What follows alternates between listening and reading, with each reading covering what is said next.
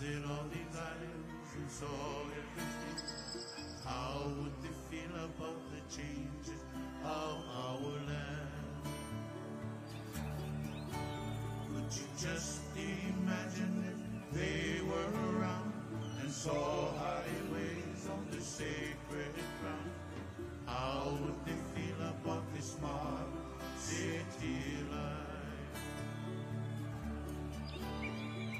Tears would come from each other's eyes as they would start to realize that our people are in great, great danger now.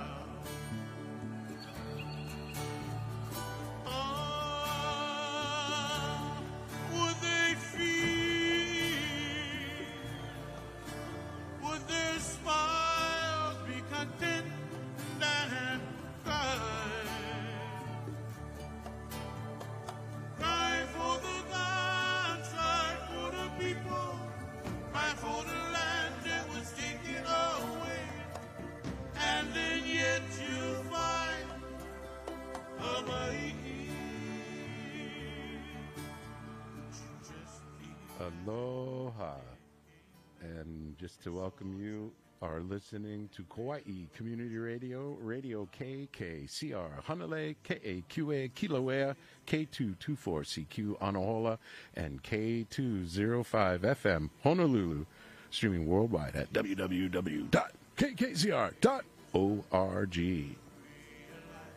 That our land is in great, great danger now. All the fighting that the king has done. And you are listening to the Permanently Affordable Living Hawaii radio show. And this radio show is made possible by KKCR sustaining members in partnership with Koloa Zipline, Hawaii Kiss, Kauai Mold, Water and Fire,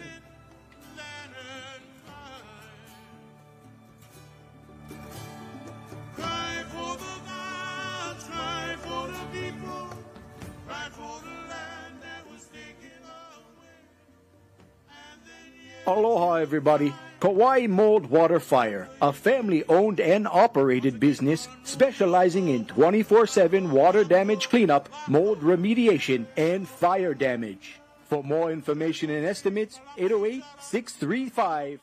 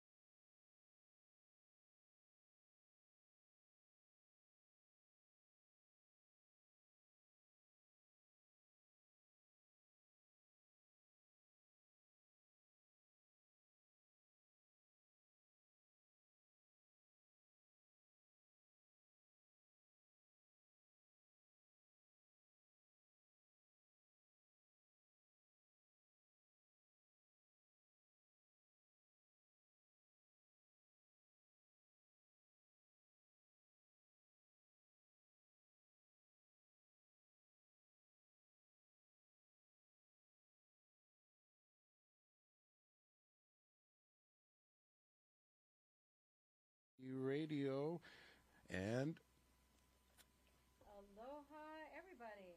Welcome to the PAL Hawaii Radio Show on KKCR. I'm Leilani Spencer. I'm the Executive Director of PAL Hawaii.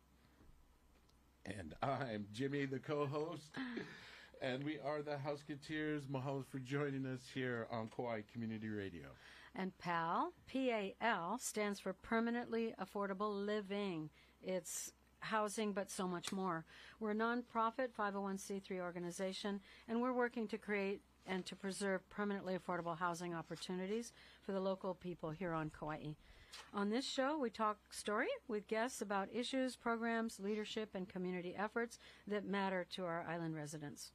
And we're glad you're with us this afternoon. We are here the fourth Monday of every month on this Monday Mixed Plate Radio from 4 to 6 p.m. You can also listen to the show on our archives and go to our website, www.kkcr.org, and lay our show today. Our show today, in the first hour, we're really pleased to welcome representatives from the Zonta Club of Kauai, Regina Carvalho, the president of the organization, and Lori Barrett. Thank you so much for joining us in the studio, in the jungle here. So Thank you for having us. Yeah, thanks for inviting us. Let's begin by having each of you introduce yourselves and share your role with the Zonta Club. Regina, if you can start us.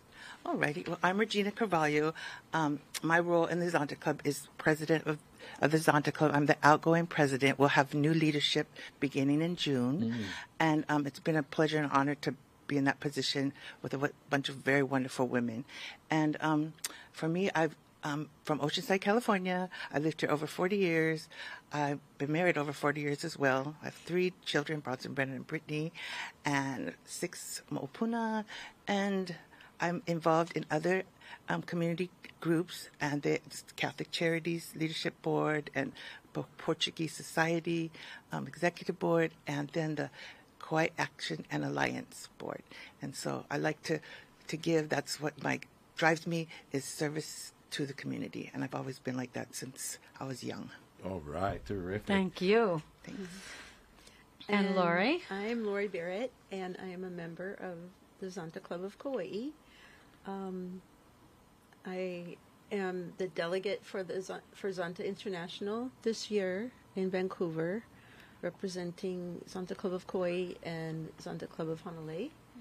And I'm the nominee for president to start in June, and that will be official find out later. in May. Well, so you guys are going to How trade. exciting. Yeah, unless somebody else throws their name in. We're lucky Right. we have Lori stepping up to leadership. Yeah. Okay. Thank Very you for happy that. Yes. It's a big step. It is a big step to take on leadership, especially for a big organization like you are. Well, for the listeners who may not be familiar with Zonta Club of Kauai or Honolulu or International, what is the organization's mission? Well, the mission of Zonta is to build a better world for women and girls through service and advocacy. And just a little bit so you know about Zonta. Zonta has 1,100 clubs in 63 countries and 29,000 members. So we're Zonta Club of Kauai, and we have an area. Our area is Hawaii. Our district has 5 states. We have Arizona, California, Nevada, Hawaii, and who am I forgetting? Anybody? Alaska. No. No? Oh, close. New Mexico? Yeah. Maybe? Yeah, I think Arizona. New Is it Mexico. New Mexico? Yes. So that's our 5 states. So anyway, and we've been around for over 100 years. Our Zonta Club on Kauai is going to turn 75 years next April. Wow. And we're going to have a That's special exciting. celebration at that time. Yeah. So just so you kind of know a little bit about it. Very well organized group. I did not realize all that. So thank you for sharing that. I mean, I think of when I hear Zonta about the holidays and that you guys are a charitable group that provides for families. I didn't know it was specific for women and girls. And so that makes sense why you guys would provide for families in need, especially at the holidays. Did I get that right? Are you guys... Yeah. We do something with our foundation then. We can talk about that now or later, whatever you want to Yeah, do. we what can- are some of the things that you guys do? And we definitely want to just hear more about the organization for folks like myself that don't know much, but have seen in the headlines or over the years, the good work that you're doing. Okay. You want to say something first, Lori? I can add on. Oh, you want me to lead off? Yeah. why don't you- Okay. you're Okay, well, so- we have you we have our great ideas. club and we have our foundation, and members of the club are also members of the foundation. And the foundation has been in over 30 years with the Garden Island. We have a Christmas fund, and you'll read articles in the Garden Island newspaper about people that may need some assistance especially during the holiday time. And this year we raised over $60,000, and we gave over 570 cards, approximately, individual cards to people in the community, and that was done through social workers and different service organizations. And we also, other than the we do a lot of service. So we also did during Thanksgiving, we helped the Kauai Independent Food Bank, and they gave out food, and we gave gift cards to each card from Time Supermarket, like 200 cards. We gave that. So that was an extra thing we could give out to the community. So we do our best to serve. And we've had a great relationship as far as the Christmas fund goes with the Garden Island newspaper. It's been really wonderful. And we have such a giving community. Sure. Yeah, no, that's I would say kind of my introduction to Zonta Club over the years, and every Christmas, I mean, that's been something, even now, how have things changed in regards to there's less people reading the newspaper? How are we reaching out to people? Yeah, how do folks find out about yourselves? And is that through the foundation, or is that through the club, or both? We have a website, and we also are very active on social media, both Instagram and Facebook. Oh, nice.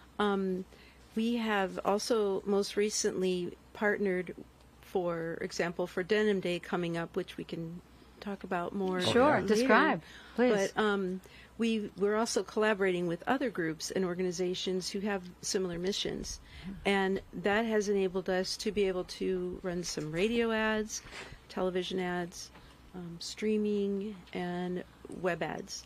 So we have a PR committee, and that committee works together to get the word out. So we also are using Kauai Now, which is the digital newspaper. Right. And that's free. That's free, and they also give us a lot of, coverage in the news there. So we are very active in making sure that people know about our mission and how they can help out also. Yeah. Oh, that's fantastic. And Lori, what drew you personally to this club? We heard from Regina and her calling. What about your story? Well, I have nieces who I love dearly. They're like my children, and I have 2 grandchildren now.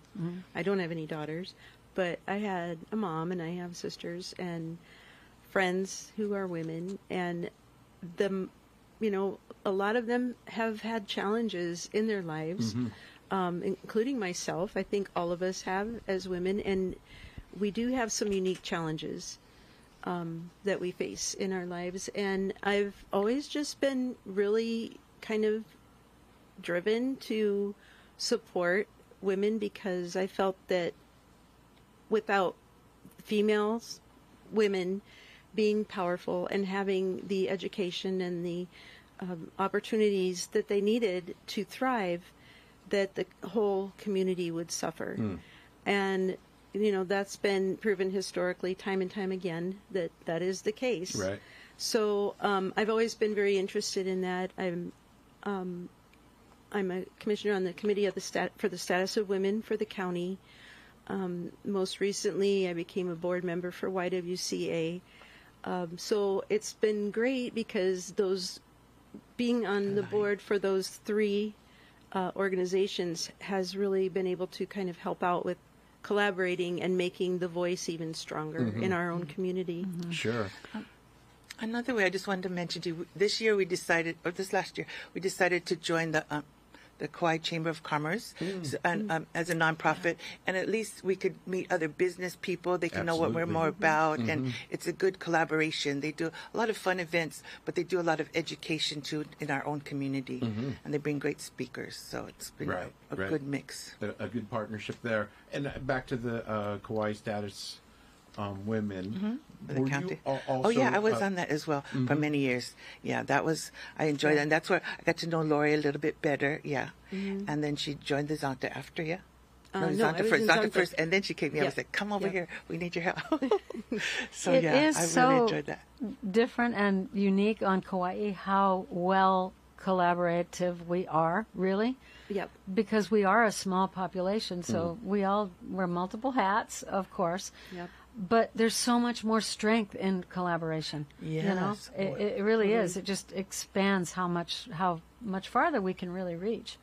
Speaking of that Chamber of Commerce, are you going to the one coming up on Thursday? There's a housing panel. Yes. Oh yeah, and I'll be on it. I have a board meeting that night. Okay. I have really. That should be a good one. Yeah, unfortunately. I was invited to be on the housing panel, so that's coming up great. Thursday. That'll be There we awesome. go. Let's talk about that when we get on the other side of this On the message. other side. I've got to share something from the Kauai Lifeguard Association You go, about Jimmy. winter ocean safety, and it sounds like this. Aloha. As we move into the winter months here on Kauai, our ocean can change quickly, sometimes from calm to dangerous in just moments. Powerful north and west swells bring strong rip currents, shifting sandbars, and heavy shore breaks. Beaches that seem calm at first glance can turn hazardous fast. Please be safe, swim at lifeguarded beaches, and use the buddy system. Check in with lifeguards for safety information before entering the water, and pay attention to posted warning signs. Even experienced ocean goers should know Hawaii has some of the most powerful surf in the world, shaped by deep ocean bottoms and steep shorelines. Our lifeguards are here for your safety, skilled, trained, and proud to serve our community. Please ask us for advice when visiting our beaches. One conversation could save a life. This has been a deep dive into water safety on KKCR with Ocean Safety Bureau's North Lieutenant Chad Listman. Mahalo and aloha. Here we go. A little bit of words of wisdom from our first responders on the beach. And we're back with our Permanently Affordable Living Hawaii radio show. We have Regina Carvalho and Lori Barrett from the Zonta Club of Kauai and talking about activities and events. Leigh, you were mentioning an upcoming chamber? Yeah, they're holding an panel? event, a housing panel, and of course Adam Reversi will be on there. There'll be a developer. There's a lot of really interesting people, and they invited me to represent PAL on that. Terrific. And they've got a lot of people lined up, and so I'm excited to be a part of it. It's at Kauai Beach Resort at 11 o'clock, and it's at the Chamber of Commerce. I'm sure you can find that on their website. A chamber event, back to the things we do in the community and collaborating. Your guys' work at Zonta, I'm excited to hear more. Leigh, you want to ask that next question? Well, I wanted to ask, what does Zonta even mean? It's a word I'm not familiar with. Well, that's people say, what? Is it Zonta or Zonta? Zonta. Okay. Zonta is, just so you guys know, Zonta meaning is honest and trustworthy, and it's derived from a Lakota Native Indian tribe, Native American Sioux people. So that's been what they've used for years. So that's where it comes from. Oh, Lakota and Sioux. Wow, interesting. So okay, good Thanks to for know. sharing that, right? Yeah. Thank you. Now we know. I always wondered. I thought it was. What kind of name is I thought that's not a Greek letter in the alphabet. I don't think. So, as far as their local impact, why is the work of supporting women and girls especially important in your minds right now? Excuse me. Women face challenges in various different reasons, not just on Kauai in the United States, but worldwide. And that's one thing that Zonta International kind of keeps track of and is advocating for women's needs. The women in family, especially women and girls, need support in many areas, from period products so that they go to school and have an education, which is something you don't really even think about. Here, You just kind of take it for granted. But that's a need that sometimes needs to be addressed. There's also with the scholarships that we award, it helps young women who have a bright future and have worked so hard for college, just to give them a little extra. And then you have the other community or the other issues of violence toward women, sexual assault, believing survivors, which we'll talk more about with Denim Day. But it kind of goes from all the ends of the spectrum: providing for their children, helping their families so they grow, providing education, educating and advocating in the community. So that's some of the reasons why it's very important now. And we live on a small island, and lots of times we want to give girls more opportunities, and that comes one through education, but just teaching them some life skills or building their relationships with their. We did something this last year. It was a mother-daughter circle, because relationships are important, and sometimes children get to a certain age, especially girls, and if it wasn't their mother, if it was a female caregiver in their life, we did like a few weeks series, and then the girls got to decide what they wanted to do, but they had a lot of interacting and doing things from week to week so they could build those relationships. Because, you know, those simple vignettes when, you know, if your mom opened your diary or something like that and you're like, what? But they had to do reverse roles. So the daughter became the mother, and the mother would, you know, how are you going to react, and what would be a better way? Little small things like that made them think, and they had a journal. So I think that was a really good opportunity. And then in December, we were able to have like the first cohort to have a little Christmas party with Haleopio, and we're also recognized during their 50th anniversary as one of the community builders, and as well as the Hanalei Club was recognized for that. So what age range are you, and where do you draw from? How do you reach the young women and girls, actually? We have, I know that Regina was talking about some of the outreach that you've done recently with yeah. organizations like the Y and Haleopio. Yeah. But we don't have like a, you know, if the Girl Scouts wanted to meet with us and do something, we would go support them, you know, whatever. So there's no like definite, because the earlier you learn, the better and stronger you'll be, hopefully, as a young woman, you know, to be true to yourself and be the best versions of yourself. You know, if you learn early, or as you gotten older, if you hadn't had that, it might be more of a challenge. And you might identify more by how people treat you, by the way you look, or, you know, or what you have versus who you are. You know, so I think those kind of things are really, really important. Yeah, it's like support, empowerment, and education, and those things open up opportunity that they might not otherwise have. So Boys and Girls Club would be another probable example, right? Yes, and then we also we have this thing, advocacy, 16 days of advocacy, and one of the things we did during that, there was the Kauai Planning Action Alliance. It was Alice Luck. She had gathered some factual information, and we went to our superintendent of schools, Leila Maeda Kobayashi, and she encouraged us to give to the schools so the parents have another tool, because a lot of the adolescents that are on social media, that was what it was about, social media and how it impacts girls, especially at those those adolescent years.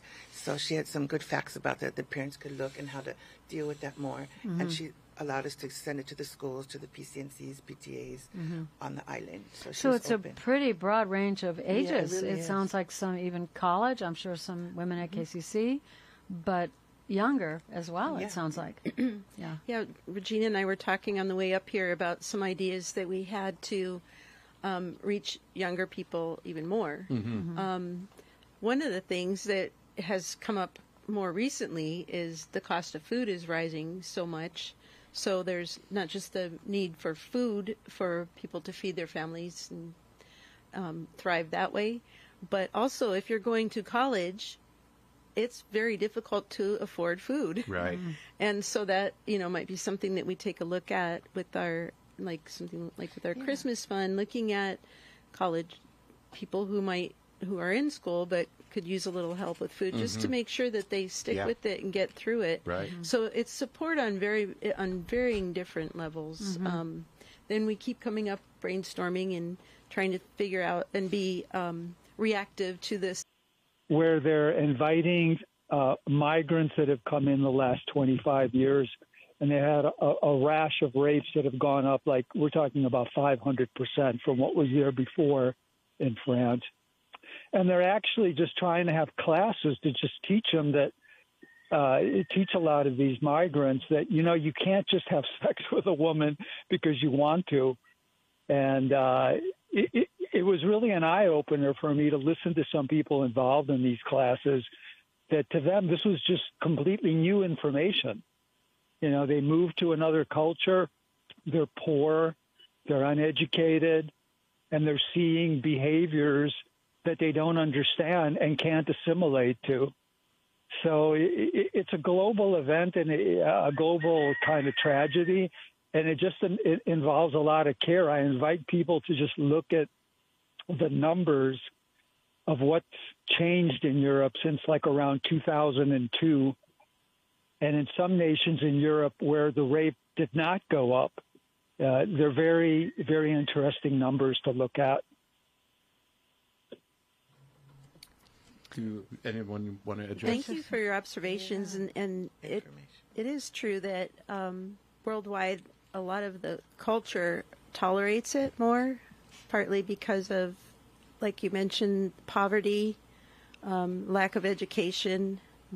It's well known that in those situations, violence happens more often. So that's definitely something that that does happen culturally. Last year, Regina and I attended the Zonta International, not last year, 2024, in Australia, in Brisbane. And they listed the numbers of different countries and the percentages of what had happened. And it was astounding. Like, some of them was just like normal, like eating a sandwich, you know, like no one kind of blinked an eye. So that's why advocacy and education is so important. Like the caller mentioned about, they had to actually have classes to teach them how to behave because they didn't know any better. So it is a learned kind of a thing also. But that's where groups like Zonta Club of Kauai and other clubs that you mentioned come into play, because we advocate and help with the education. Yeah, and I just want to point out to the caller, that whether they were migrants or immigrants or they were native born, they were mostly men that were creating this, if you will, horrific scene of violence against women. That's the bottom line, is that men create this dynamic, and I think men are needing to kind of own up and be responsible for turning the tide, if we can. What better way than, if you will, calling out that behavior and say, hey, that ain't right. In that situation, there's law enforcement, there's the whole system of accountability that often gets overlooked because of, if you will, the patriarchy still is in place. Caller, thanks so much for joining the conversation. We appreciate your joining us this afternoon. All right. Aloha, folks. Thank you. And I also wanted to say this is a call-in show, so feel free to please call at 808-826-7771 if you want to interact a little bit with our Zonta representatives. Great work, really great work. So I just want to mention how people can know more about Zonta. We have an upcoming event coming. Okay. And it's called Bunko and Bonding. So we're going to play Bunko. It's a game you play dice, and you get little teams, and it's just for a fellowship, and we'll have prizes and things like that we'll be giving to people. But in between, we'll be sharing what Zonta's about for people that want to just come and have some fellowship and interaction, and we'll also be donating canned goods to the community. And that's in May 27th. May 20, and where is that? At the Veterans Center, and it's going to be from 5 to 7:30, and from 5 to 5:30 is registration, and then we start playing the games, and just so people know about it. So is it easy to play? Yeah, you just roll dice, and you just get a certain number, and just you get dice. Just dice, and you move table to table. You mix different teams, meet different people. It's not like Yahtzee. It's a little different than that, but it's fun. That sounds fun. fun. Yeah, I went to one with another women's group, and it was good fun. And then we do meet, our Zonta Club of Kauai meets on the first Thursday of every month at the Veterans Center around noon. And that may be changing with our next leadership. We're going to be doing a survey to see if that's still a good time for people for the future. Just so you know, you're always welcome to come to a meeting and just sit in or to come to a fellowship event and just attend, so that you can know more about it and get to know the members, if they're people you'd like to spend time with. But our club is a service club, so we expect everybody to be active. And once you become a member, we just ask that you join one of our clubs. We have one of our service committees, and then what you're passionate about. So I just wanted to get that in before we finish. What kind of women would you characterize that are attracted to come and join Zonta Club, for example? And let me just... I would say We mostly have professional women or women who have retired from professions. We're also working with younger women, bringing younger women into the membership. As Regina mentioned, we are an active club, so we're busy doing all kinds of things. So, Well, I attended a meeting, and I was very impressed by the people who were there, and I was impressed by the organization and the fact that your committees, unlike some, I see some committees and no report. Oh, everybody reported. Committees are on it, it looked like. So, and it sounds like you're doing great work. So I was impressed by that. And everybody enjoyed your speaking about the permanent housing. Oh, They really thank you. had a lot of questions. Yeah. Yeah, that's good. Ladies, I have a caller that would like to make a comment or ask a question. Caller, you're live on the air. Aloha, everyone. Hi, Leilani. This is Jade. Aloha, Jade. Yes, I'm really excited about Zonta, and I did come for one of the events, and I really enjoyed it, and I encourage everyone to support the mission and support what everyone is doing. And just like they said, even if you can't make a commitment to a full membership for whatever reason, you can always join the events and join the different activities that they organize around Kauai, because there's so many opportunities to be involved in the community and get to know more people and get to be really passionate about all of the issues that is affecting the island. So I'm really excited to learn and excited to network, and I had a great time the last events that I showed up in February. So just wanted to give a shout out and say that I'm really enjoying and inspired by the work that all of the women of Zonta Club of Kauai is doing. Oh, thank you for that. I'm glad you could come, and you're always welcome to come back. Appreciate it Thank so much. you. Thanks for calling. thanks for the call. Wow, Okay, that was PAL's chief operating officer. Jade. And and it is interesting because she did actually unusually, she came here not for the sunshine and the weather and the beauty. She came here because she was drawn by the PAL mission. And to me, that's very impressive to me. And it was wonderful to be in a group with Zonta because she felt so welcomed. It's a great bunch of women, very bright, professional women. Yeah, and there's members who've been over 40 years. When they're in Zonta, they stick it out. I mean, like, whoa. Yes. And then it's at the international conference, you see all the, from Korea, Japan, the Philippines, all these women that you are in a sisterhood with. Yeah. It's a great thing. It's pretty to be part impressive. of. But we're all volunteers, so we try to, like you said, brainstorm and come up with ideas that will serve our communities better.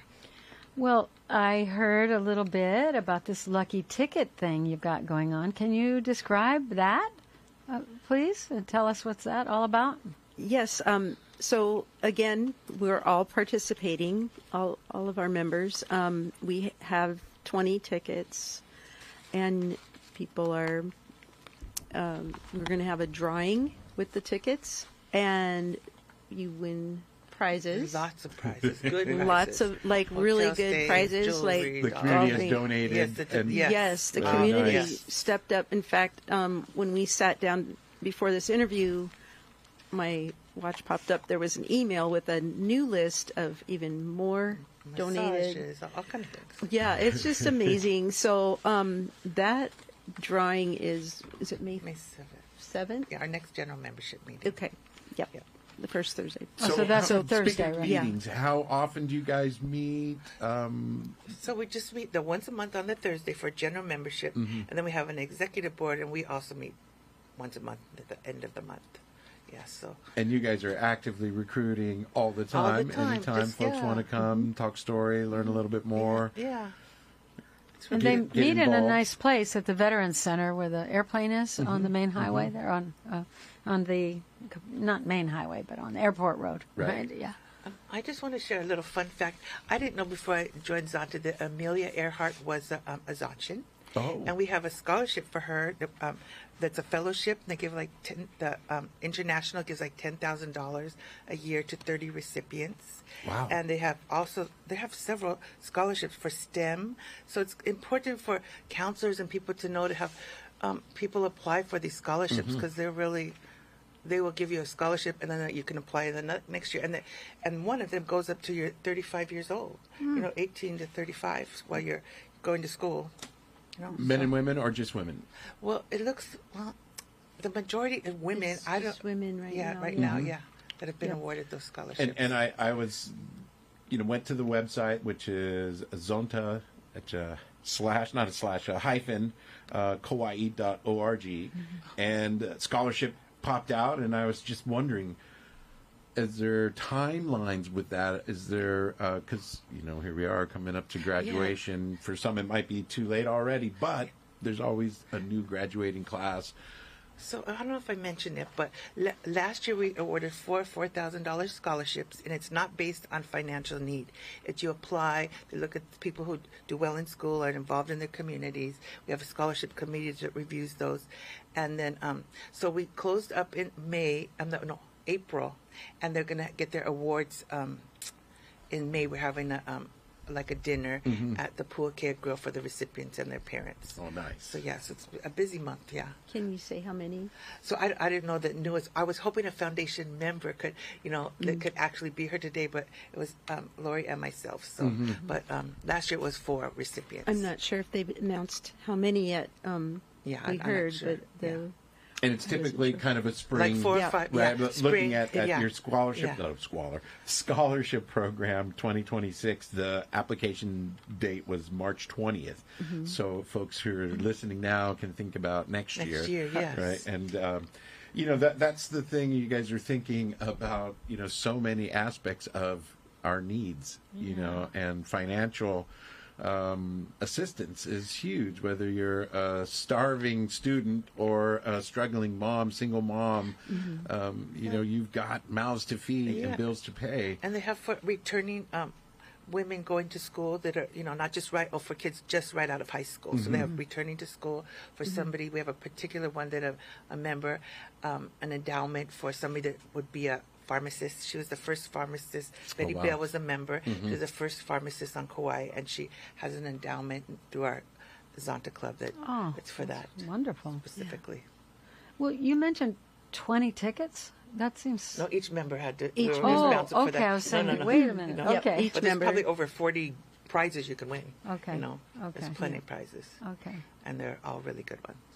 We should also mention the Christmas fund. I know we kind of briefly mentioned it. Did we? I did. I said we raised over $60,000 in partnership with the Garden Island newspaper, and that's usually starts. We start the campaign in October, and it goes through December or end of November. Yeah, I think it goes through the end of. I'm not sure. But it's definitely something that people should go to the website and check out. And our website needs to be updated. It's in the process. Right. We keep the dates updated. We're a little slow at it, but we are working on building a new website. Yes. It's always one of those things, right. When you're trying to keep all the wheels. I think our community nonprofits have that dynamic of, our website's there, but we got to do some updates, or there's always something changing. Constant updates. Which is why I think social media is very helpful to hear that you guys are, active on social media, especially for recruiting younger members. I never thought of me being older, and now I am older, and social media is a great way to reach those that don't always, read the newspaper. Especially our Instagram, because that is updated all the regularly. time. With our so you dates must have a and committee partners. member manages We that. have a PR team. We do, we have a PR committee, and we all just kind of, one person mostly does most of the posts, but we do kind of work all together. So it's and we work great together. It's awesome. Yeah, it seems to be. And then when you're doing that kind of a thing, I'm assuming it's a fundraiser. What is that going towards? Oh, that will go towards foundation for scholarships. Okay. So I was going to Thanks ask for the you, question. how many members are in Zonta, roughly? In our group, there's 28 right now. So it's not a big group, but it's still an active group. And there was a decent amount at the meeting when you came out. The chairs were all full. Yeah, and there- it was a full house. Yeah. And then what about in Hanalei? Do you know how their numbers are? Positive. I think they have at least 15. I think it's close to that. I think so. Yeah, I'm trying to remember. We just had our Our Area 1. our Area 1 Yeah. meeting. So When they you were the all hosts, yeah. gathered a couple together. weeks ago, yeah. Yeah. I would say about 15. Yeah. And so there's a They have- Zonta, I missed that part of the conversation. There's a Zonta Hanalei. Yes, Yep. we chartered the Zonta Club of Honolulu. I'm not certain how old they are. I've been a member for 6 years this year. Lori, about close to the same, yeah? I've been a member, I think it's 5. Yeah, so 5 or yeah. 6. Let me ask you this question: who recruited you? Um, Can you give them? Can you out them? Edie. Uh-huh. And Campillo. say who she is. Ignacio, Ignacio Newmiller. Okay. And, Yeah. Mary Thrones, do you know her? Yeah. Sure. Yeah, so years ago she asked me, but I didn't have the time, and then I got closer to retirement. Then I said, oh, I think I have time. Some things came off the plate, so I was like, oh, now I can do this.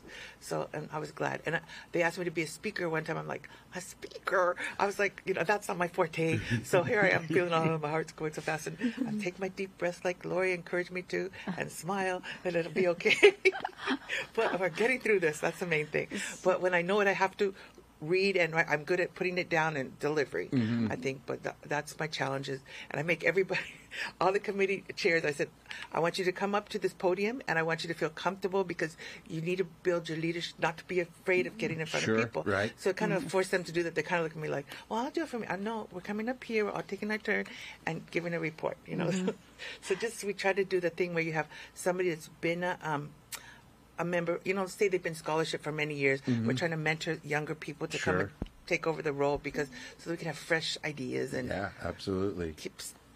encourage them to step up to leadership. Keeps it And vital. how long? You probably mentioned it, but how long? 6 years Yeah, 6 years. Yeah. involved, and how long as president?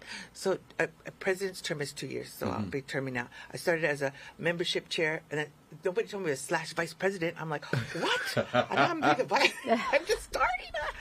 And then I got president elected, and then I was president. So yeah. I'm imagining you were vice president at one time. Then, no, No, I was a director on the board. Yeah.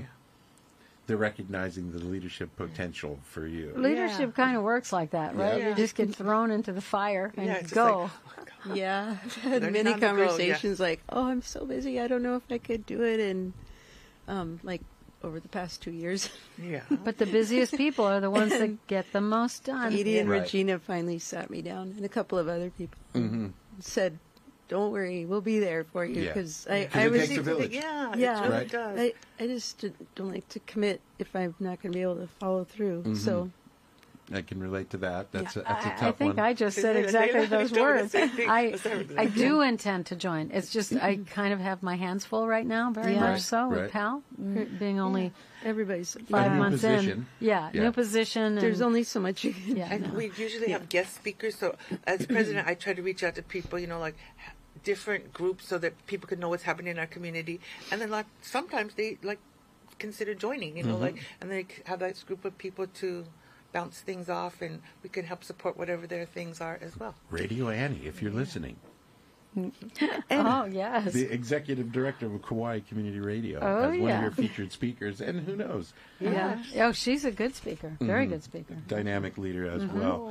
Yeah. Okay. And there are so many other ways to support when even if you can't join and become a member.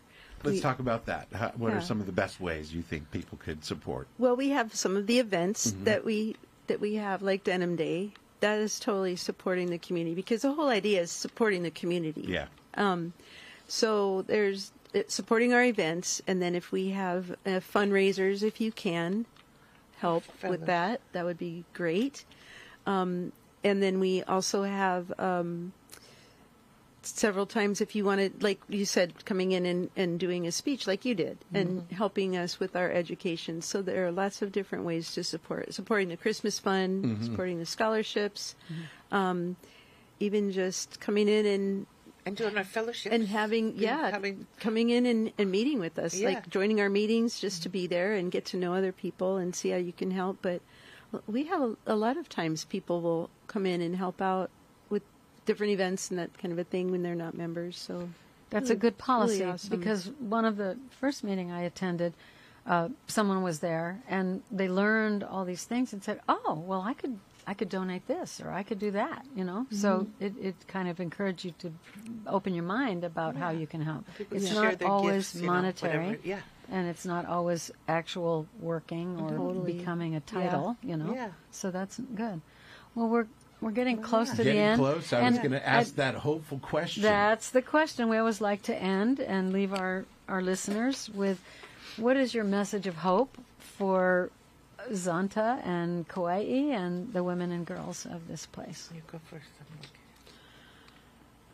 Well, I think my hope is that through the advocacy with Zonta Club of Kauai, Zonta Club of Honolulu, and all of our allies and partners, that we can make Kauai a better place for women and girls. Yeah. We are all Ohana here, and we all are close. I mean, like we mentioned before, we all have our hands in all kinds of different things.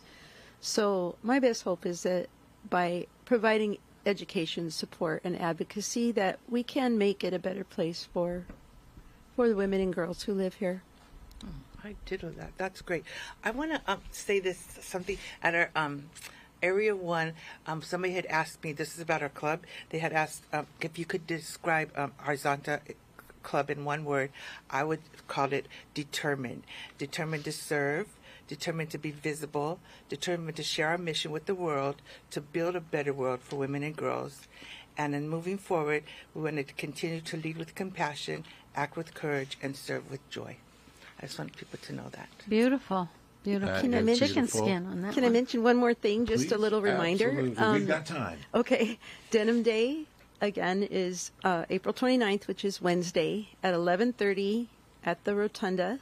If you can join, that would be great. If you can't, if you dress in denim at your work, get everybody together, men and women, doesn't matter, and take a picture. Tag the Zonta Club of Kauai Instagram and Facebook, and also post it on your own. Post on your own and tag. Okay, that's There we great. Zonta go. Club of Join Kauai. the movement. Yep. Good. And then we'll Beautiful. see Thank how you. everybody dressed in solidarity Oh, to that's support survivors and educate and advocate. great message. Thank Yeah, you very so good. much. Thanks for coming Yeah, up. thank you Thank for this you for opportunity. having us. That's so nice of you. It's been a Thanks, pleasure. I Jamie Leila. learned so much. This was awesome. Really Yeah. exciting. Really Thanks so exciting. much, Hello, Nui. folks. And please hang in there. We've got Meguso Dennis. Megeso. Dennis running for mayor. He will be our next guest on our POW radio show. I want to let everyone know you are listening to Kauai Community Radio, Radio KKCR Hanalei, KAQA Kilauea, K224CQ Anahola, and K205 FM Honolulu, streaming worldwide at www.kkcr.org. And this POW Hawaii radio show is made possible by Horses Are Good Company, Hallelujah, Second Saturdays, and that's it. There we go.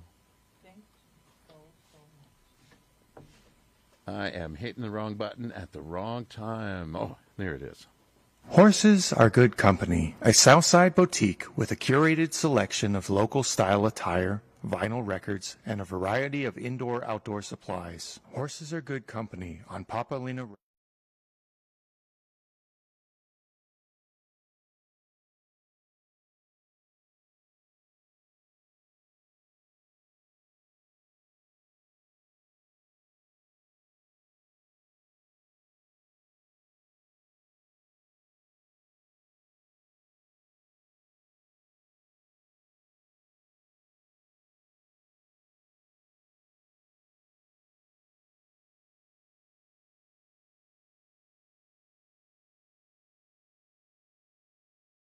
For supporting Kauai Community Radio. And one more message, and we'll bring up our next guest. The views and opinions expressed on this program are those of the speaker and do not necessarily represent those of KKCR staff, board, members, volunteers, or underwriters.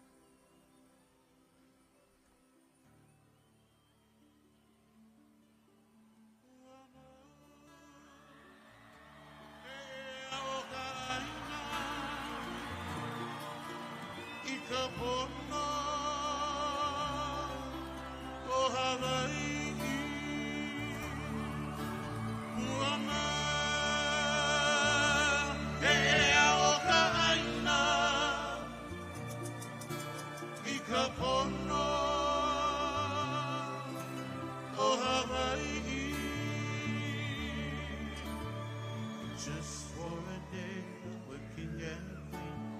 We visit all these islands and saw everything. How would they feel about the changes of our land? Could you just imagine if they were around and saw highways on the sacred ground? How would they feel about this smart city life? Tears would come from each other's eyes as they would start to realize that our people are in great, great danger now.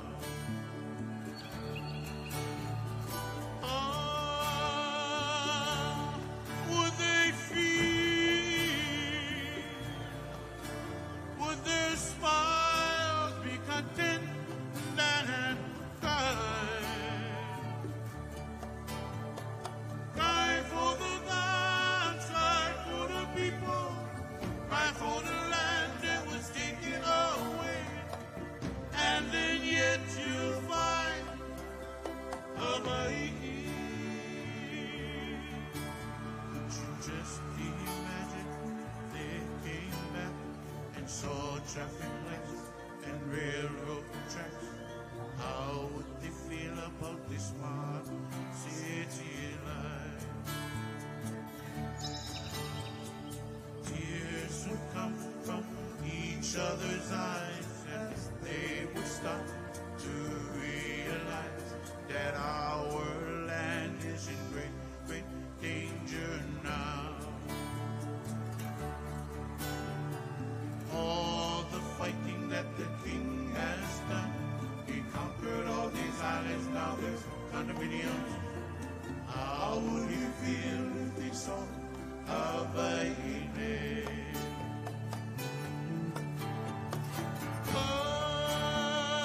How would he feel?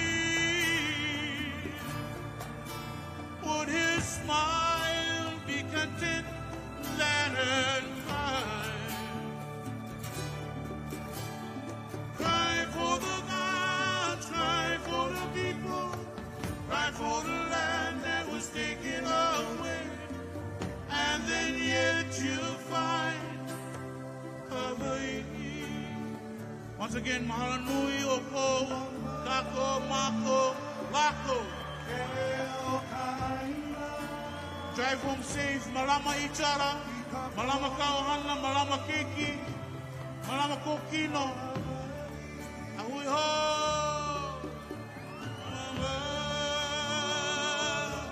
Ke au kaina, ika pono, o Hawaii. Mama, ke au kaina, ika pono.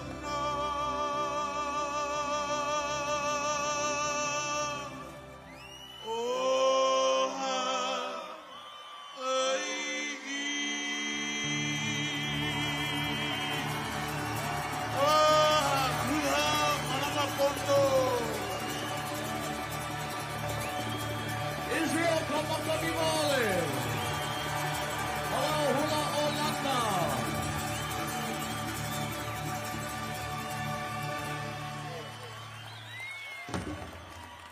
How many of us are trying to keep our housing How many of our friends are struggling?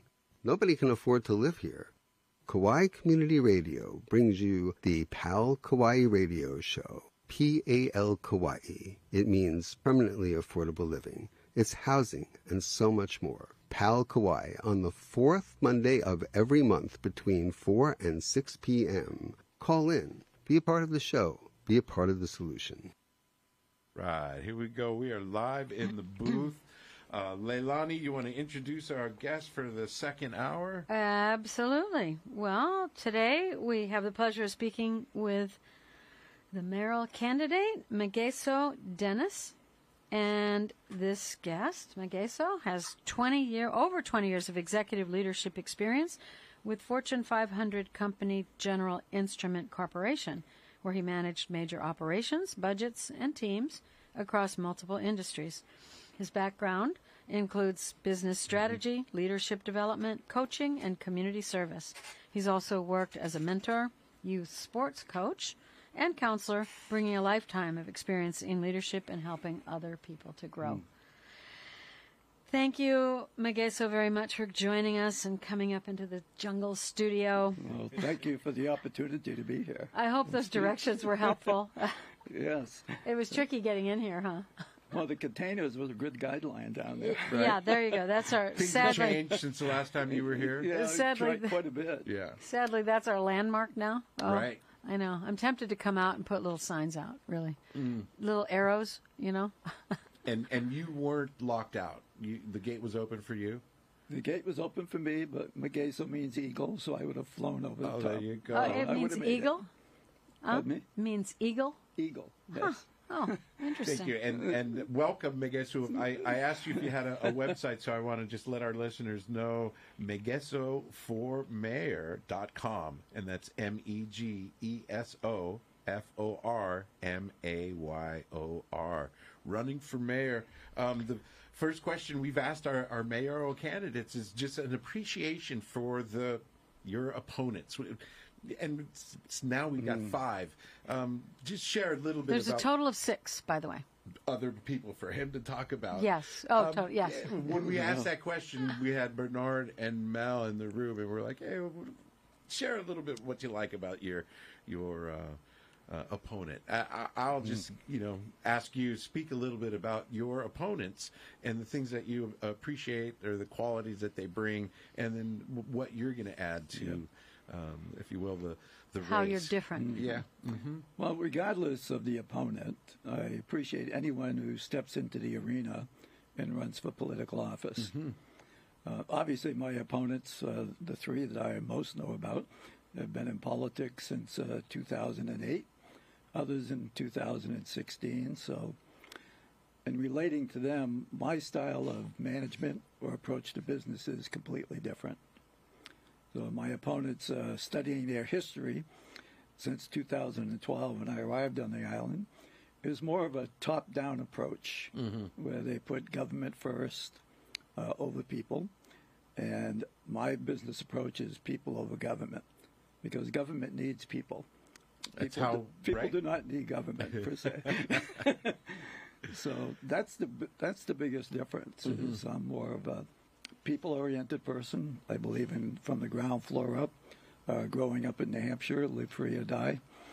I grew up with people would consider the tough side of the tracks, and worked my way up through the ranks all the way, as you mentioned earlier, to being the head of operations for a major Fortune 500 company in the business systems division. So I'm not a politician. That's a plus. So I don't approach things from a political standpoint. Yeah. And what I've seen, again, on this island is typically we keep electing the same people over and over again and expecting different results. And that's not, it hasn't worked. I just asked the people, has your quality of life improved in the last, since 2012, 14, 16, 18, all the way up to today? And so that's the big difference. I bring in a business background from Mar and Par stores to small businesses to large businesses, and bringing people together, bringing the workforce together. Because without strong employees, the ground floor up again, companies would fail. So it's important to take care of the frontline people, happy people, make for happy islands, happy government. And that's what I'm all about. There we go. Well, thank you, Megeso, for sharing a little bit about your, if you will, your philosophy, your management style, and what you're going to bring to I have to say, office. I'm enjoying the Bernie Sanders accent, okay? The New Hampshire accent is great. I was going to ask, is New Hampshire the Granite State? It is the Granite State, so I come from the Rock and learn my life lessons from the Rock, if you would. Yeah, and back to the live free or die state. You know that's kind of a iconic American motto. And to me, it parallels Kauai, because we always hear Kauai's never been conquered. So they kind of go hand in hand. And what brought you to Kauai? Well, when I left the corporate world, let's say, after many years, I came to Kauai to relax.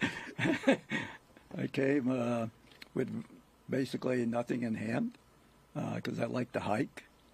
I wanted to get to know the character of the island. I had only read about it. And obviously I was familiar with the sovereignty movement, so I wanted to learn a little bit more about that. And enjoy the beautiful sites that we have here, all the sacred sites, as well as the beauty of the island in general. And over the course of that time, in order to get to know people, because I am a grassroots type person, I went out and sat with the homeless people in the camps. I went down to meet the sovereignty groups and talk with them, talk with the local politicians, and met every faction of people on the island. Just basically walking the island for 3 years, just listening. Because to me, listening is more powerful than speaking. So that's why God gave us 2 ears and only one mouth. And so that's always been my philosophy. We can always have opinion. Before I could interject any knowledge of my experience, I had to know what the culture of the island was and what the hot buttons were, what people were concerned about. And to be honest with you, the same people, the same issues that I heard before, the people are still concerned about today. Well, that leads to the next question. And why are you running for mayor? And what are your top 3 priorities for your first year? Yeah, the top 3 priorities are cost of living, the economy, infrastructure, and housing. The reason that I'm running for mayor is because I kind of mentioned it earlier, is we keep electing the same people over and over again, expecting different results. And what I found over that time is that the government structure is really geared towards special interest, corporations, non-government organizations, and foreign influence. So they're putting institutions ahead of the people. And again, I believe in people-first governance, so I think the priorities are all wrong. And being that we still have the same problems that being mentioned to me that were mentioned in 2012, I think it's time for a change. I think it's time that we bring government back to the people. Because a lot of times when government has these meetings and they ask for input from the people, right, that's a formality. That's checking a box because the people are basically ignored. What we need to do is when we have issues of conflict that need to be resolved, we don't need politicians sitting behind the desk in their ivory tower. We need the politicians out with the people. We need to be out at the neighborhood centers, in the community, to solve the problems with infrastructure at the neighborhood level, at the community level, not only at the island level. So I looked at the island's been in gridlock, that it's intentional to keep us in stress with the traffic that we have going, to keep us in debt, because most of our local population is moving off the island. They can't afford to live here. So the cost of living is way out of control. And that all comes from missed priorities and mismanagement. And that's what I say. When you're serving a globalist agenda or a special interest agenda, you're forgetting the people. And it's the people that make things happen. And when the people aren't happy, like I said, things don't move. So we're stagnated. And so I think the island is in crisis. And I think with my business experience and background, working together, building relationships with the people, as I did when I first came to the island, we can get back on track and start to have a higher quality of life. And it starts with the economy. And can I ask you a little bit about that? Because obviously the economy is global in nature, and we're part of that.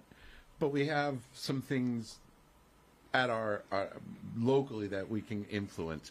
How would, as mayor, how would you influence the economy, and which ways would you see our growth happen? Yeah, there's many ways. First of all, we should be food independent. Okay, we receive 90% of our goods from outside the islands. We should be feeding the other islands. So it's not food sovereignty; it's food independence. The other thing is, it was really elevated and expanded during COVID.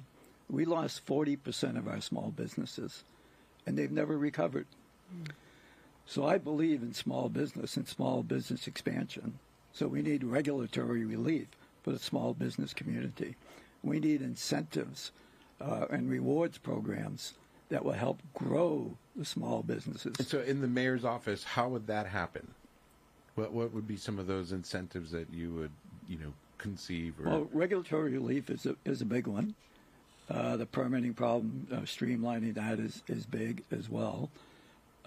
Also, we need to supplement our education system. I believe in project-based learning systems and vocational learning systems. And those systems can feed our small businesses and other business needs that are on the island. Feed them with workers? With workers, yeah. So right now, people don't have opportunity. They're leaving the islands. When you look at traditional school systems, I mean, some people, individuals aren't good at math or science. But then you put them in a project-based learning system, say building houses, and they learn math from building a house. Right. They learn science from building a house. So it's beyond the traditional method of learning, audio-visual. There are kinetic people. There are expressive people. There's all different methods of learning. And the county can supplement that.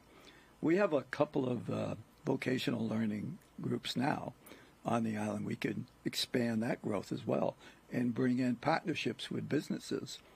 Because not only with the project-based learning system in vocational schools, we can then offer internships, apprenticeship programs, stewardship programs, anything to build up the workforce so that people aren't leaving. Well, they need affordable housing. So the infrastructure with housing and jobs and the economy all go together. That's one thing. Right. It's not separate issues. I mean, in the sense it's separate, but it comes together as one. And we can only do that by building relationships with the people who are going to make it happen. So I want to ask in similar thought in regards to food independence. How do we grow farmers? How do we make that activity, growing food, it doesn't have to be profitable, but it does have to make the ends meet. Well, why are we importing foods that actually could be grown here? We should actually be... Sure, but that's not really the mayor's job to say... Well, we work with the business community where we should be exporting goods. And we should be promoting the businesses for Hawaii bought, sold, and created right here in the islands. But, I mean, and I'm going to be the devil's advocate here. Are you going to suggest that because we have a strong mayor system here on Kauai, that the strong mayor would go down to Costco and say, hey, apples, no can? Well, our farmers should be all the produce that's sold on the island, right? And Costco and the Safeway and those stores should be coming from the locally grown community. So farming, too, is a project-based learning system as well, okay, and a vocational system. So all these systems all need workers, okay? Yeah. And they all need to make a livable wage as well. So we feed, it's like a plant. It's like when you put a seed in the ground, the seed by itself is not going to grow. You have to add water. You have to add nutrients. Right. And you have to put some love into it. You Tend have to to care that seed, for it. yeah. And that's what's lacking here in the government and community relationship. is that cohesiveness and love of growing together. Right now, government tells us what to eat, basically, what to do. They're in every factions of our lives. We don't need them in every part of our lives. We have the talent here, the resources here. I mean, just look at the medicines. We have the natural medicines here, okay? Nobody talks about that. You might need pharmaceuticals specialized on occasion, but really the natural medicines is the way to heal. Could be homegrown. Homegrown, exactly. And when you look, like, for example, where Cocoa Palms was, that's a natural medicine haven. Sure. Okay. Yes, right. All that Wailuakon area. Okay. So we're not taking advantage of the things that are here. And that, again, is because the focus has been on special interests. We have 938 nonprofits on the island of Kauai that are assets of $1.07 billion and $456 million in income. Thank you for bringing that up, because really the nonprofits are what make things happen. Does all the heavy lifting on the island. That's more a than fact. government. Yeah, oh, right? yes. I mean, in many different ways, Yes. it outperforms government. Yeah, in many ways. So, again, when you look at what can the mayor do, I mean, just look at the flow. Look at the Wailua Bridge. How long have we been working on the Wailua Bridge? Okay. How long have you lived here? As long as I've been here, more. Exactly. Yeah. So I question what's really going on there, because growing up in a small town, but then working most of my life in New York City, we can put up a bridge in 6 months. Okay. And we bring in people from Oahu to work and from Maui to work every day on the flights. This is the other thing that's a problem, is whether it's housing or whatever, these bids that go out to contractors, we're not giving our local people a fair shake in that bidding process. Okay? And these bigger companies that come from outside are getting all these breaks. So when they install like the groundwork to set up for housing, putting in the water treatment systems and all that, that cost is being passed on to the county and to the people. In the rest of the world, if you would, in other states, contractors pay that. Okay, so the system is defeating itself. Yeah. It's led by the procurement policy of the state and of the county, which says you have to advertise throughout the entire state, and then the big boys who can afford get the contracts and get the lowest bids. Here's a problem I ran into. I went to a water board meeting one night. That sounds bad, waterboarding. Yeah, Department of Water meeting. And in that meeting, I asked a couple of questions. I said, when somebody wins a bid, are they allowed to subcontract? And the answer is yes.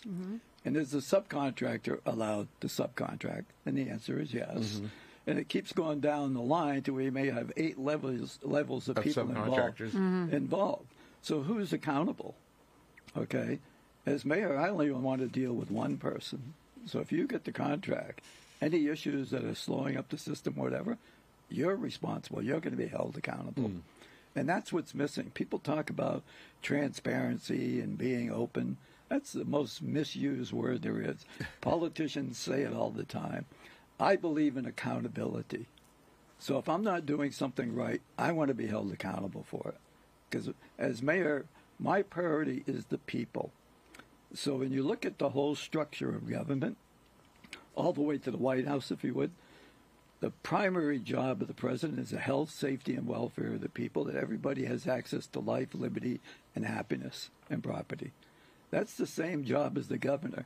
So the president can't do it all, so he's got 50 governors. That's the governor's main responsibility. The governor can't do it all, so he has mayors. That's the mayor's responsibility. So when I met with Mayor Kawakami years ago, we had this conversation. I said, that's your job, is to make sure that the people's rights are protected, that they have access to life, liberty, property, and the pursuit of happiness, and that their health, safety, and welfare is the priority. Special interests, NGOs, foreign influence, that's all in the back door. We actually don't need any of that. Like I said, we have the talent and the resources here. When you look at the island structure, going back to the Hawaiian kingdom, if you would, their days, we have 6 mokus. Well, Moku is a district, right? And within that district, we have up to almost 70 Ahupua'a systems. So if you look at the flower of life is 19 circles that come together, right? The 6 Mokus are like the flower of life. So when you look at things like landfill or infrastructure, the landfill we know is reached capacity more. Right. We've got about 1.5 million gallons of sewage going into the ocean. What's wrong with that picture? Yeah. And why is that contract good for 5 years? Right. Okay. Everything is centralized. So the bottleneck comes from a centralized system. When you look at the landfill, we could decentralize that. We could set up what the latest technology is, microsystems waste management. Okay? They're smaller systems that are based in community level. So if we just look at the 6 Boku design of the island was structured, we could have a decentralized waste management system in each Moku. So that'd be like a transfer station in each Moku? Each Moku, we would do, it would enhance the recycling process, if you would. But the community is within their own community. Right, so there'd be more accountability. There's less transportation. Yeah, we right. don't have to It go doesn't to have the to west go side. all the way over there. We don't Right. have to deal with all of that. And those systems, short of the land, because the land is the most expensive thing on the island, which is another area to talk about, are $500,000. 7 of those is $3.5 million. We just solved our landfill problem with a new system. So the solutions are easy. Right. And the technology is there. But what I see is the reluctance of our current government structure. Because they're more bent on, most politicians, when they get elected, the day after they're running for re-election. And it's evident with the politicians we have today. It's the same people. Nothing has changed. Bernard was mayor from 2008 to 2018, then went to council. Mel Raposo, 13 years as a police officer, then county council, special investigator, back to the council. Felicia Cowan since 2016, county council. Right. And we're still talking about the same issues. So problems are not being solved because they're beholden to their PAC money or donors or whatever is tying up the system. It isn't addressing the people. And the people are tired of that. And that's what I found when I started going around the island in 2012, right up to today, is the people are fed up. They're tired of the promises and the promises. So when the mayor takes an oath is a promise. And so I'm going to live up to that promise and protect the people's rights primarily. So we go back to COVID and losing all our businesses and things like that. At the same time, the rights of the people were being infringed upon and usurped during that process. Okay? Government wasn't forthright with what was taking place. And a lot of people lost their jobs, their houses got foreclosed on, businesses went down, and it's never come back. And I see it as intentional. For what purpose? For power and control and greed. It's all about the money. Follow the money. Well, that brings me to this question. Okay, This is go this for question it. number 3. In today's national and international climate, what does protecting democracy look like at the county level? And what commitments can you make around fair process, that word, transparency, and respectful public service? That is a great question. I'm glad you asked that because it's such a misconception of democracy. Okay? First of all, we have to look at the United States government is not a democracy. It's a constitutional republic. And when you look at the monarchy, the Hawaiian Kingdom, the monarchy was a constitutional republic as well. And a republic cares about the individual rights of everyone that lives here. Okay? A democracy, and the republic has democratic principles, but it's not the guiding principle. Okay, so when you look at the monarchy, they had their first article in their constitution was unalienable God-given rights. Well, that's what we have in the U.S. Constitution, unalienable God-given rights, and we have that in Hawaii State Constitution. Only they call them inherent rights. That means the people, when you look at rights in general, and to answer your question still with democracy, is we were born with retained rights. Retained rights did not come from government. Those are your God-given rights and your natural rights that came to you at birth, endowed by your creator of many names, whatever you believe and follow. The constitutions of the United States, the Hawaii State Constitution, and the monarchy all were designed to protect and defend the unalienable God-given rights of every person. Sometimes they call them inalienable. Sometimes they call them inherent. Sometimes they call them enumerated. Sometimes they're called fundamental. But the bottom line is their primary responsibility in a republic is to protect those rights. Because the ones that came from God, they can't take away, and you can't give them away. And that's the biggest thing that we're missing on the island in general. People are forfeiting their rights. Over what? You have part of your natural rights and retained rights is medical freedom, parental authority, right? Freedom of choice, freedom of movement, and all these things have been infringed and usurped upon for money, greed, power, and control. So we're not a democracy, but we do need a fair system of judgment. But right now, having looked at that system, and I educated myself on that system, is we have a lot of judges that are overreaching their positions on many issues. We have prosecutors who are prosecuting minor offenses that are enslaving people that aren't necessary. And I tested that system. So for your listeners, I decided to go into the system and find out what was really taking place. Okay? And when I did so, I got arrested on 2 occasions. Was that here on Kauai? Here on Kauai. I'd never been arrested in my life any place. Okay? So the first time was in front of Bubba's when 3 cruisers surrounded me and said, you're in violation of a court order. I said, on what? You missed a court date on a traffic violation. Oh. What? You had some priors. I had a traffic violation. So I said, okay.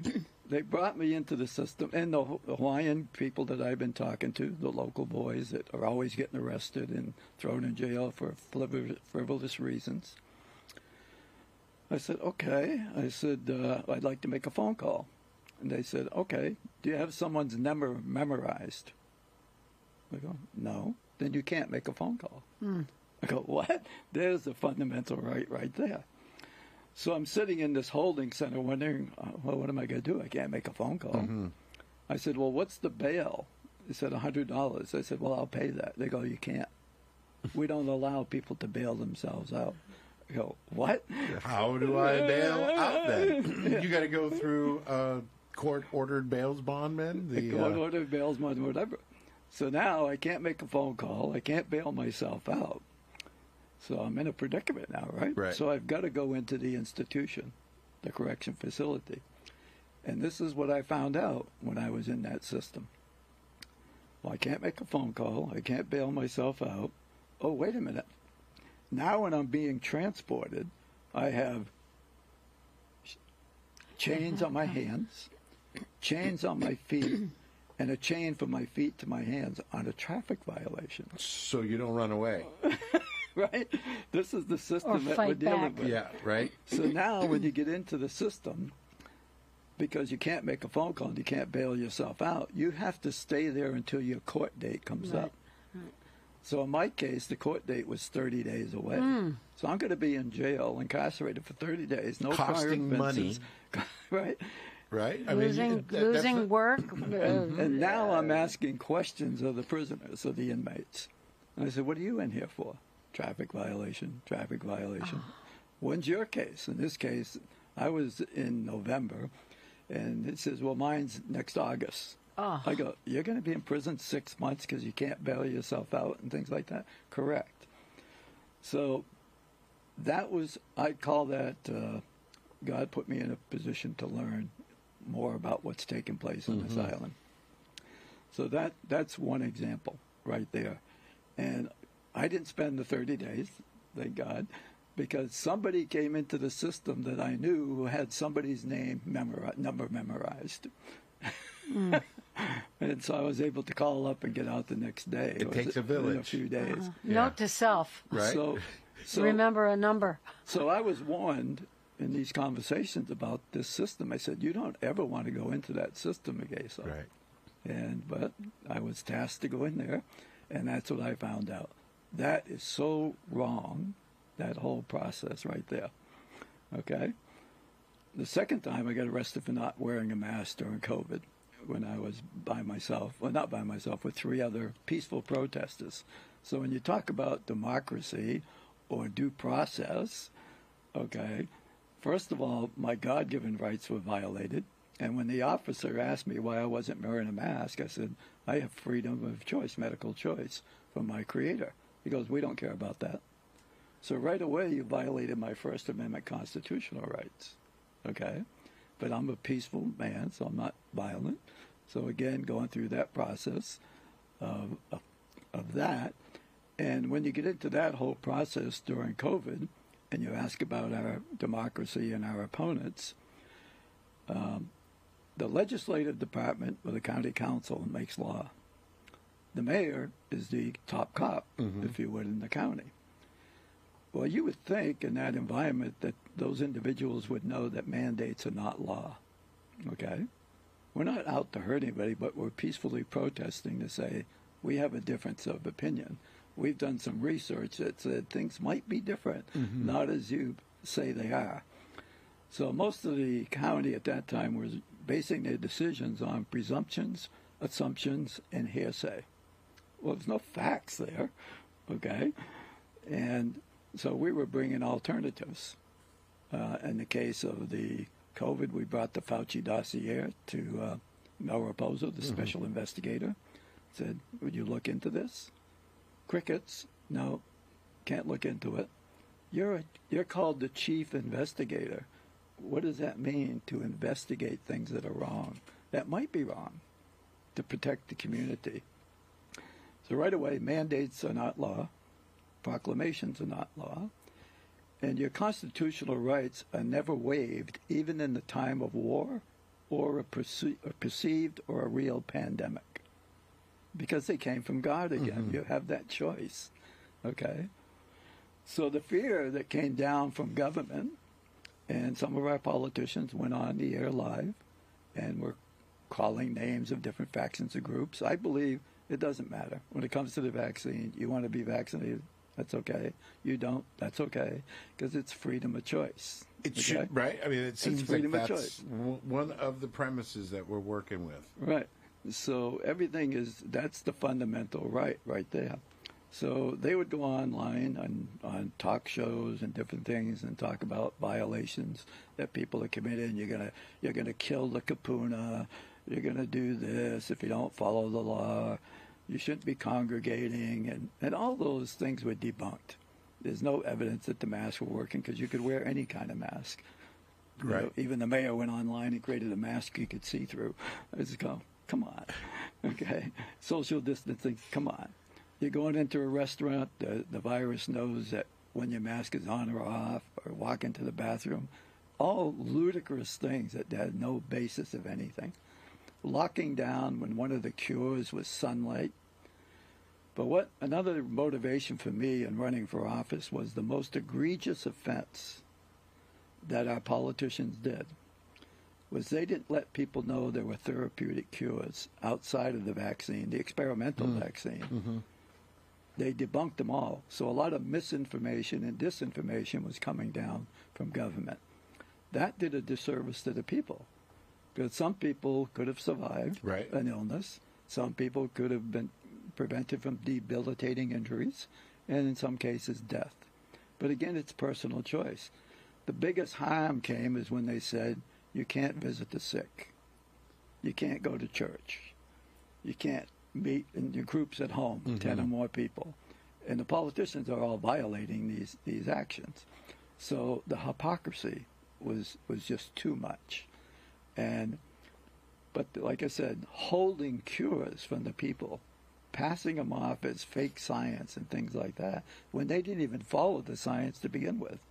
One of my educations was in biotechnology, so I have a certificate and a diploma in biotechnology manufacturing. So at least I have a basic concept of science and scientific method.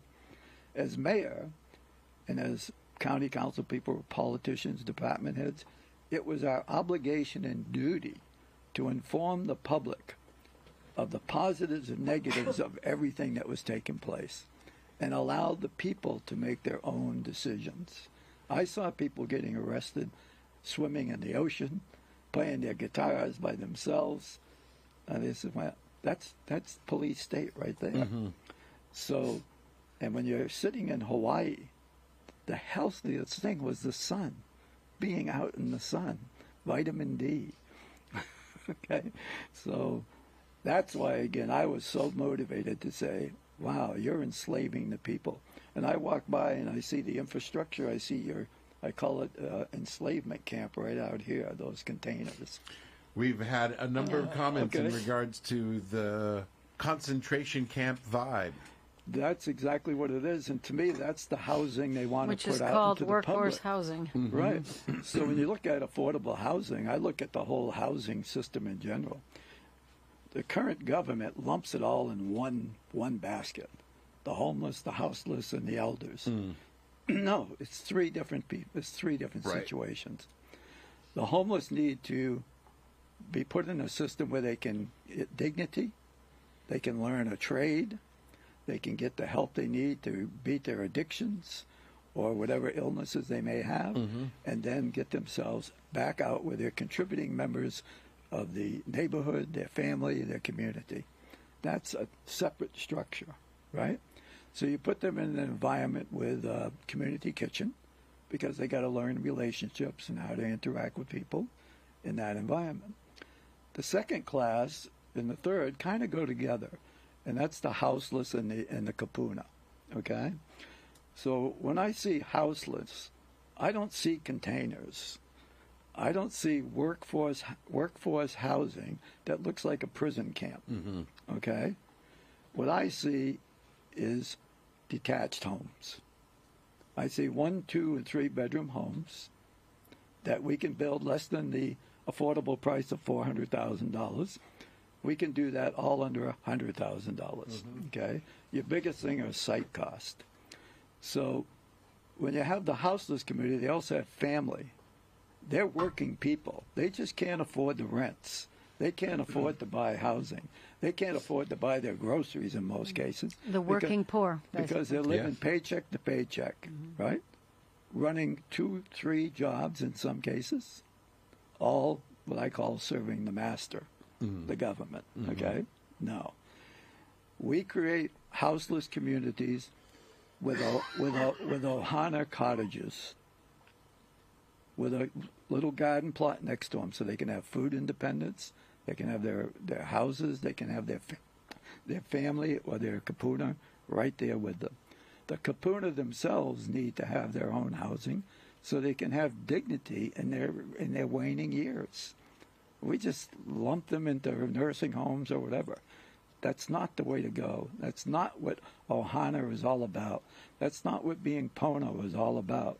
And it's our kuleana to make sure that we're taking care of the people, especially the locals, that the island that they were born and raised on, that they have to move off and go to Las Vegas and other cities just to survive, that they can't even be in their own homeland. And I bet you every one of them, if the cost of living was good here and the wages were good, the cost of living was good, they'd all move back because everybody wants to be in their home where they were born. Well, you mentioned there are many crises going on, and one of the huge one, which I see as a pal and the work that I'm doing, is that housing is at the core. If you don't have a stable house, it's very hard to contribute. I mean, you don't have a kitchen, it's core for stability of any sort. Yes. And a person can't give back to the community in any way possible if they're struggling or don't know when they're going to be without a home. Exactly. Because of the rents and the prices and the greed of all the factors. So what practically could you do as mayor, what is your plan to make housing more attainable for local families, and what's the first move that you would make in year one? Well, that's kind of what I was just alluding to with the housing. Now, the housing availability is people looking at, I look at the building they're putting in downtown Lihue right now. Workforce, you go, what a monstrosity that is. but I know what the plan is for that, and that's to make a smart city. That's the concept for that, to keep the workers close to the city and eliminate the traffic.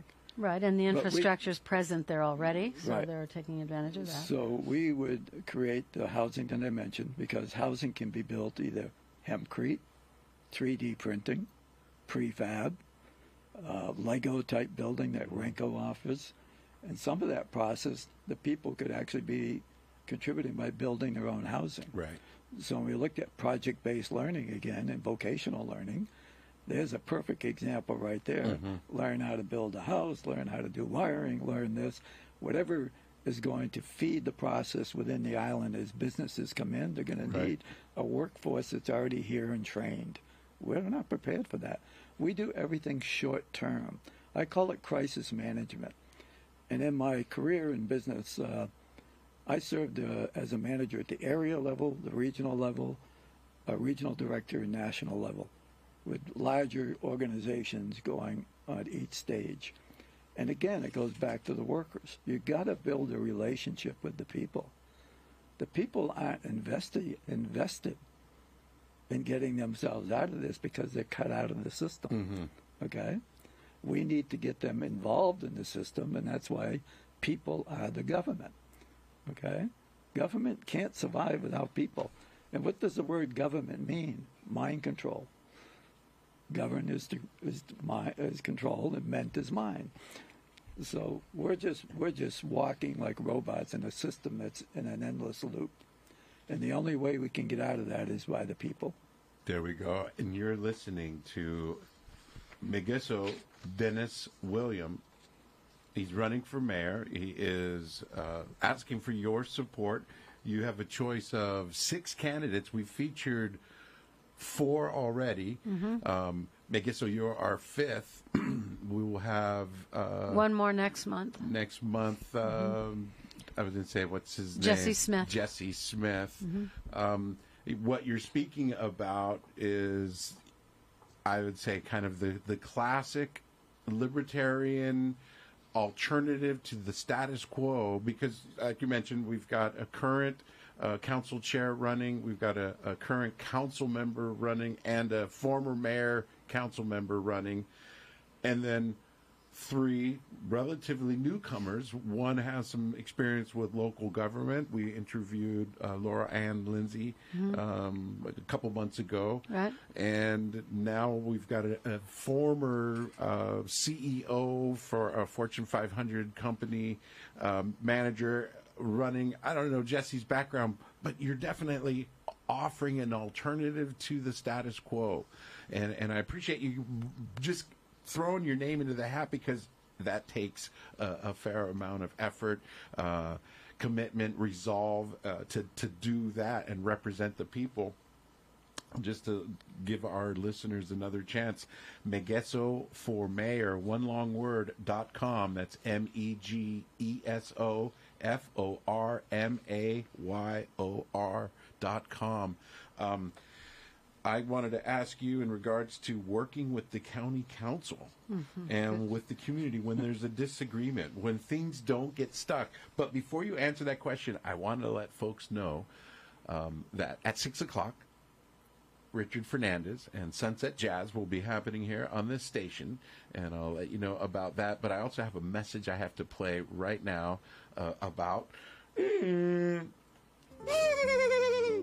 you thought that was one horse? No way, it was me. Holy moly. I'm one total Kanaka Hawaiian albatross. You know us, we stay master navigators. We can fly all over the North Pacific and still find our way home. Go drop me Seattle, Anchorage, Tokyo, wherever. I won't fly back Kauai. Don't sweat. Mahalo plenty Kauai for a safe place for raise our keiki. This message from the Friends of Kauai Wildlife Refuges. Learn more at kauairefuges.org. Funding for this message is provided by the Kauai Albatross Network. Aloha, this is Derek Kawakami from Lihui, Kauai, and you're listening to KKCR, Kauai Community Radio. Jazz, delicious hot, disgusting cold, but always cool with Richard. There we go. We'll have Richard here with some cool jazz. Sunset Jazz at 6 o'clock, and we are wrapping up our Monday Mixed Plate Radio Show. We are the Permanently Affordable Living Hawaii Radio Show. I'm one of the Mouseketeers. Your Mouseketeer, you're a houseketeer.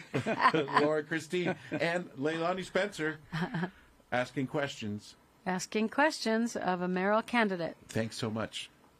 So, back we are.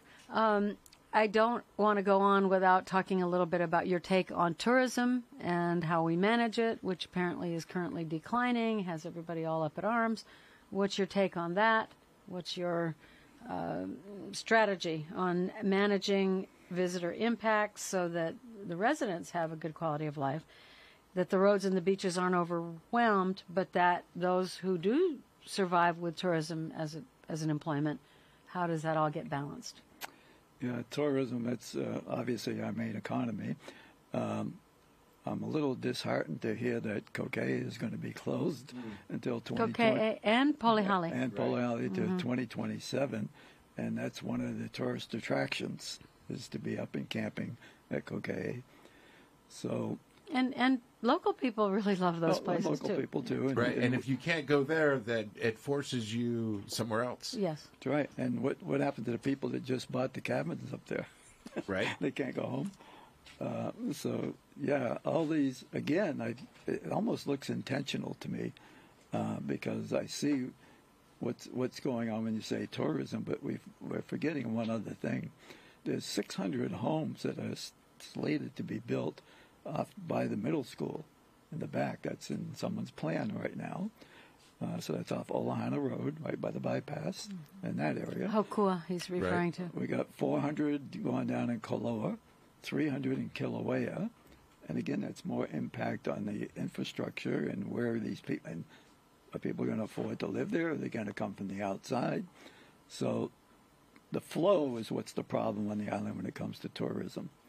And it's tough to manage the flow in the sense that when you have tour guides that are bringing the people to the sites, they're leaving right at peak hour traffic time. So the biggest bottleneck we have is 7 to 9 in the morning and 4 to 6 in the afternoon, primarily going from Kapa'a to Lihue and back, and Lihue to the south side and back. That's our biggest bottleneck. They were able to handle it somewhat good in up at the end of the road by saying the parking there, for example. Okay. Yeah, with allowing the locals not to pay for parking, but we should be charging the tourists for parking. But how do you manage that flow? It's almost like you need two separate areas for the locals to come in and park and the tourists. And you can't restrict times. The biggest thing is car rentals.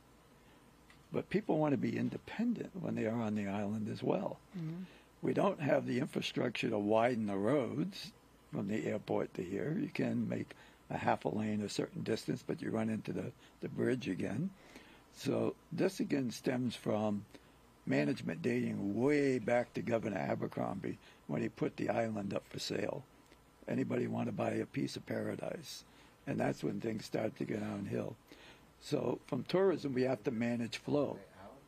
So you have traffic lights. You have the cone system we use right now. I'm thinking that on the short term, we may have to add traffic directors, if you would, to keep the traffic moving, because sometimes the traffic lights are not in sync. We need an alternative road, even for emergency relief, if you would. We're trapped if we ever had a real disaster, because you got to get up 300 feet. So we got to work with the hospitality industry to see if they'll add more shuttle services and convince the tourists that that's a better way to go to get them to things. Some of our businesses use their own shuttle services. If we had the area, maybe we do, that we create commuter parking areas and shuttle people to work. To alleviate some of the traffic flow. And so it's a matter of managing tourist time and work time, if you would. And you never want to, sometimes we even close the beaches, because beaches get overused. Right. And we got to recycle beaches. Now with the loss of Kokei and Palahali, that's going to create a bigger problem. And this is why, again, we can't be so dependent on the outside. We got to have something else besides tourism to supplement what's happening here. And this is, again, expanding small business, exporting goods, building and sending out. In the earlier days, the islands traded amongst themselves, okay, for goods. Because, again, we have everything we need here. We don't need outside help. Okay, we should be exporting.